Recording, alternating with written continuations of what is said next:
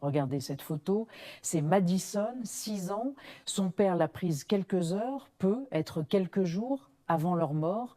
Regardez bien ses yeux. Elle ne fixe pas l'objectif. Elle regarde quelque chose ou quelqu'un derrière le photographe. Son père et sa mère seront retrouvés morts quelques semaines plus tard dans ces bois, à plusieurs kilomètres de là. Ils n'étaient pas affamés, ils n'étaient pas blessés, ils étaient juste allongés. Et le père avait les mains sur son visage, comme pour ne plus jamais voir. C'est l'affaire de la famille Jamison, l'histoire qui transforme une simple balade en forêt en un cauchemar éternel.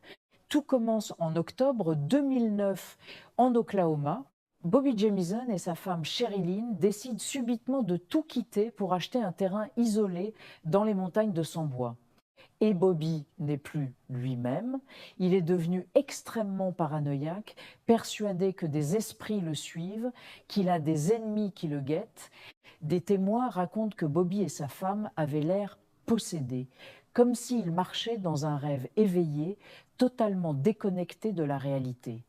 Ils chargent frénétiquement leur camionnette de sacs, d'armes à feu, et la petite Madison monte à l'arrière. Un voisin les aperçoit partir. Il dira plus tard que Bobby semblait avoir peur du ciel lui-même. Ils disparaissent dans la nature. Une semaine plus tard, la camionnette est retrouvée. Elle est garée, verrouillée sur un chemin de terre isolé. Le moteur est froid. À l'intérieur, les enquêteurs trouvent tout, le portefeuille de Bobby, les téléphones portables et même le petit chien de la famille, Maisy, affamé mais vivant. Le chien a courageusement gardé le véhicule.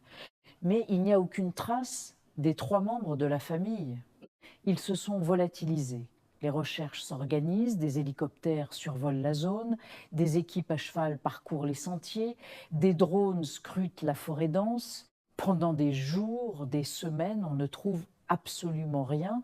C'est comme si la forêt les avait avalés. Ce n'est que 4 mois plus tard, loin, très loin du camion, qu'un chasseur fait la macabre découverte. Les 3 corps, face contre terre, allongés côte à côte dans une clairière isolée. Ils sont à près de 5 kilomètres de leur véhicule. L'analyse médicale va rendre cette affaire encore plus effrayante.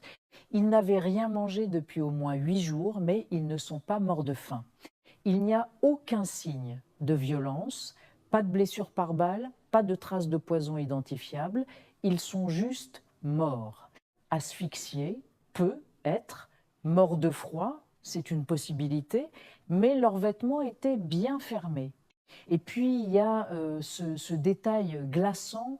Bobby est retrouvé les bras pliés, les mains fermement posées sur ses propres yeux, comme s'il avait voulu se cacher, se protéger de la vision de ce qui venait pour eux.